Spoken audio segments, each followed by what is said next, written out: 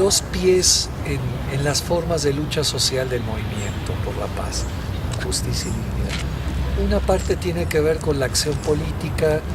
y con la acción legislativa, y otra parte con la movilización social y lo que se llamaría la acción directa, no violenta.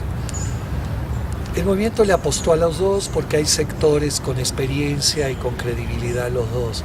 Sin embargo, lo que ha pasado con la ley de víctimas, lo que ha pasado con Províctima, que es un paso previo a la ley de víctimas y que fue otra de las grandes demandas del Movimiento por la Paz y que fue parte de una gran simulación también de la autoridad, porque el segundo diálogo con el presidente fue el 14 de octubre, una semana antes, sin consultar a grupos afines dentro del movimiento y grupos afines con el tema de víctimas de México, crea la Procuraduría de Víctimas sin presupuesto, sin personal, pone tal vez a una persona honorable a la cabeza, no digo que no, pero sin ningún tipo de infraestructura, de capacitación, ni de personal, ni de fondos, para poder actuar realmente como una forma de tapar una exigencia y de simular algo. Entonces, Províctima, en boca de la inmensa mayoría de los familiares que están en el movimiento, prácticamente no les sirve de nada, simula y alarga tiempos, no tiene condiciones reales de operar en nada. Entonces,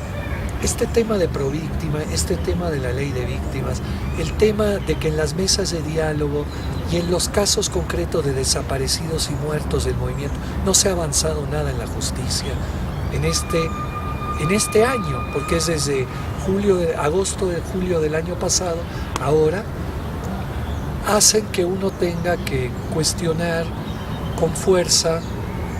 hasta dónde el diálogo político y jurídico, que es imprescindible, también lo sabemos, es real en este país. Aunado esto a los procesos de democracia y electorales, donde también hay una enorme simulación, es lógico que muchos grupos y sectores sociales puedan pensar que si no es a partir de ejercer una presión social directa, de formas de movilización de otro tipo, la acción legislativa y la acción del diálogo con los poderes a veces es mucho más una simulación que una posibilidad real de transformar y de lograr justicia. Con esto no digo que no se haga, pero sí hay que hacerse preguntas fuertes, porque las promesas de los legisladores y el presidente hacia las víctimas del movimiento no han sido cumplidas prácticamente en nada. Y otro ejemplo concreto en esta línea es el ejemplo del memorial de víctimas, que es algo a lo que el presidente se comprometió en el segundo diálogo y que iba a ser un proceso nacional de base, regional, para recuperar las historias, la dignidad, la identidad social de las víctimas, para hacer formas de registros nacionales sobre desaparecidos y muertos, también para procesos colectivos, incluso en la forma, en la estética de este memorial, no se cumplió nada.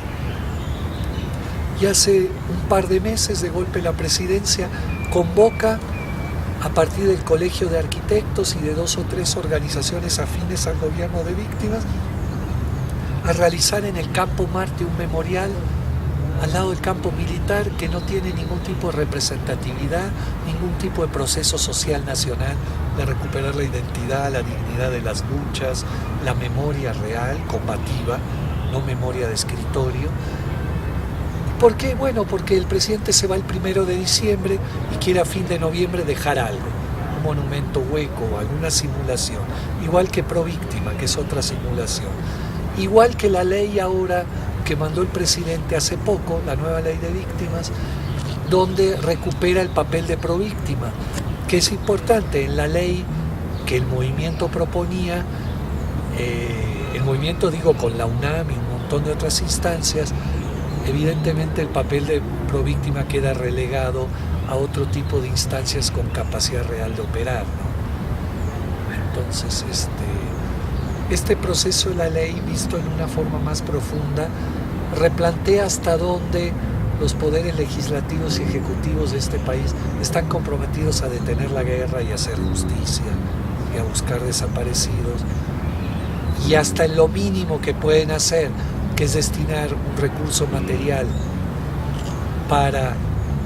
mejorar en algo la situación, que sería el piso mínimo, hasta en eso regatean, ¿no? Entonces, es de dudar bastante la voluntad política.